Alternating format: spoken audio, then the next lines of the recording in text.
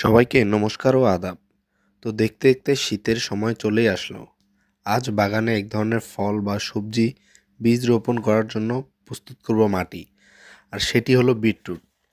এটি একটি উপকারী ফল, মানবদেহের রক্তের জন্য খুবই উপকারী। কৃষিখাতের অভিজ্ঞতা নেই বললেই চলে।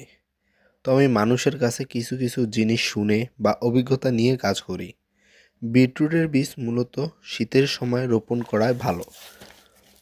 আজ সকালে ঘুম থেকে উঠে যেখানে বিটরুটের বীজ লাগাবো সেই মাটিটুকু ঝুরঝুরে করব এবং কিছু সার প্রয়োগ করি, যা এই ভিডিওতে দেখাতে পারিনি। তো পরের দিন বাজার থেকে কিছু বিটরুটের বীজ কিনে আনি এবং তা রোপণ করি।